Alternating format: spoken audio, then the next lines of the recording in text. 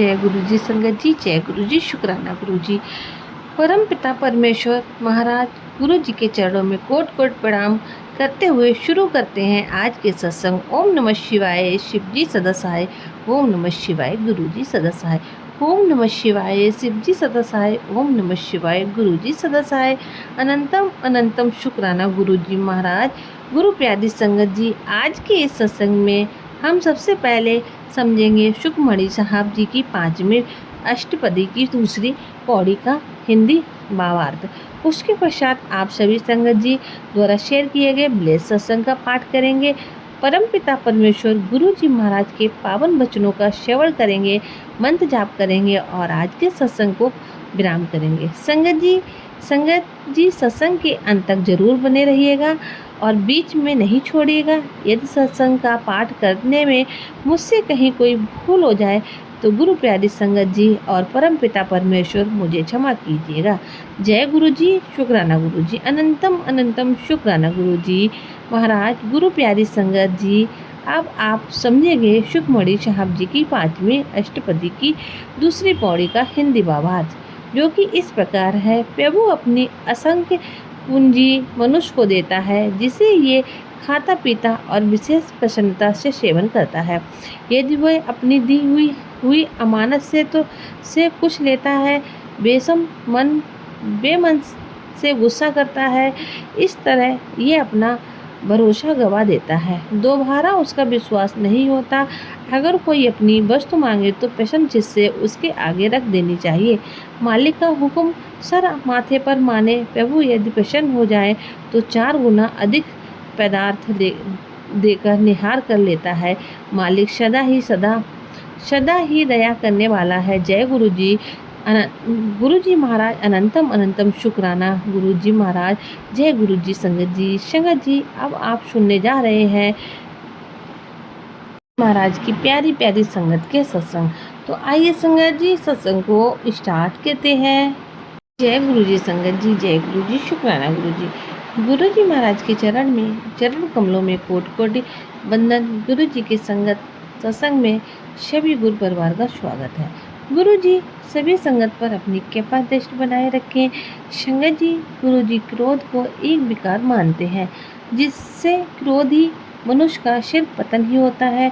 क्रोध एक ऐसी बीमारी है जो मनुष्य को अक्सर निंदा का पात्र बना देती है। क्रोध किसी भी व्यक्ति का स्वभाव नहीं होता है, ये एक अर्जित विकार है। बड़े आश्चर्य की बात है कि मनुष्य शांत और सहज क्यों नहीं रहना चाहता है। शांत और सहज रहने में जो आनंद है, जो सुख है, वह अशांत हो जाने पर कैसे हो सकता है। क्रोधी व्यक्ति से गहरा नहीं सहानुभूति रखनी चाहिए। ऐसा इसलिए क्योंकि वह बीमार है और बीमार से गहरा नहीं सहानुभूति करने की ज़रूरत है। संगत जी, मैं एक सत्संग शेयर कर रही हूँ अपने गुरु जी महाराज की कृपा से। मैं वही कहूँगी जो गुरु जी मुझसे कहने को कहेंगे कि कैसे वह अपनी एक संगत के कष्टों को दूर कर सकते, अपनी संगत को दूर कर और उनकी ब्लेसिंग्स देते हैं। एक संगत जिनकी नई शादी होती है, हर एक लड़की का ससुराल में बहुत सारे सपने और उम्मीद लेकर जाती है। अगर वो सपना कहीं उम्मीद टूट जाए तो पूरी तरह से टूट जाती है। अपने हस्बैंड के साथ नई घर में शिफ्ट होती है। उसके हस्बैंड का खुद का बिजनेस होता है। उसको सब कुछ सपनों के जैसा लगने लगता है। उसको क्या पता था कि आगे हस्बैंड बहुत ही क्रोधी स्वभाव के हैं। वह जितनी भी शांत है और खुश रहने वाली, उसके हस्बैंड उतने ही क्रोधी स्वभाव का। अक्सर किसी न किसी बात दोनों का झगड़ा हो जाता है और झगड़ा इतना बढ़ जाता है कि बात अलग होने की, डाइवोर्स की या उसकी भी नौबत आ जाती है। और जब वह खुश रहते तो लगता कि जैसे कि कोई उसके जैसा ही नहीं हो सकता है। घर में उसके नेचर से सभी वाकिफ होते हैं, कोई उनसे ज़्यादा नहीं उलझता। लेकिन शालिनी को क्या पता, वह खुद ज़्यादा दुखी रहती, किसी काम में मन नहीं लगता। जो काम भी उसका करती तो डरती ही रहती कि कहीं से कुछ गलत ना कर बैठे और वह गुस्सा ना हो जाए। डर डर कर करती। अपने हस्बैंड के साथ कहीं वह जाना भी नहीं चाहती क्योंकि किसी के सामने भी उसकी इंसल्ट कर देते थे। वह वह बहुत दुखी रहती, भगवान से बहुत ही प्रेयर करती कि हे ईश्वर, उसके क्रोध को ख़त्म कर दे। उसकी बचपन की दोस्त भी वही पास में शिफ्ट हुई थी।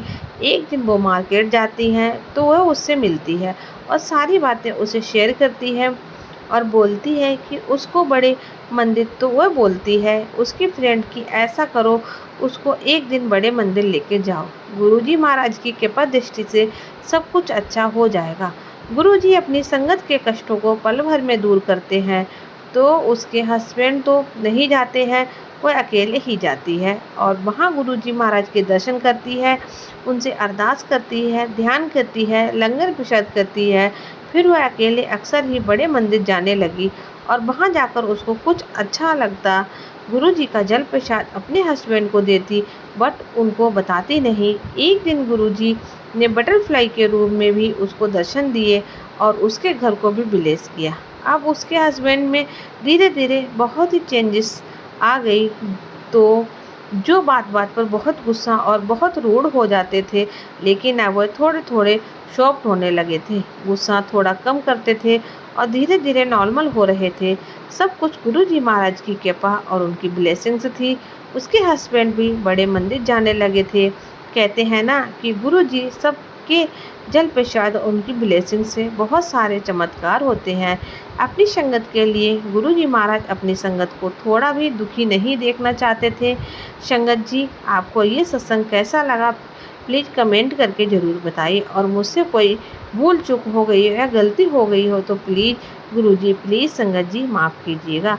संगत जी, सत्संग को अंत तक सुने, गुरुजी के 2 वचनों को सुनते हैं। पिछले वीडियो में हमने उनके 6 वचन सुने थे। गुरुजी का 7वां वचन, गुरुजी कहते हैं कि परिवार का अगर एक भी सदस्य हमारे बड़े मंदिर आ जाता है तो मैं पूरे परिवार को हमारी ब्लेसिंग्स मिल जाती है। जय गुरुजी।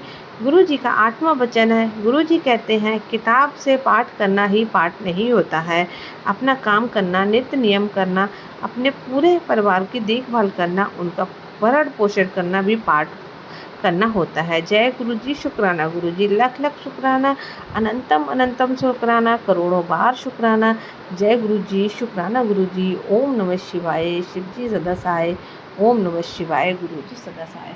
संगत जी, अगर आपके पास भी कोई अपना शुक्राना सत्संग है तो मैं लिख कर भेज सकते हैं, रिकॉर्ड करके भेज सकते हैं। आपका सत्संग संगत जी के साथ ज़रूर शेयर किया जाएगा, क्योंकि संगत जी यहाँ पर संगत जी के द्वारा बहुत ही भेजे हुए ब्लेसिंग और प्यार भरे सत्संग सुनाए जाते हैं। संगत जी, अगर आप भी इस सत्संग को सुनना चाहते हैं तो मैं लिखकर भेज सकते हैं, रिकॉर्ड करके भेज सकते हैं। आपका सत्संग जरूर शेयर किया जाएगा। तो मिलते हैं आपसे बहुत जल्दी अगले सत्संग में। तब तक के लिए जय गुरुजी। शुक्राना गुरुजी। अनंतम अनंतम शुक्राना गुरुजी।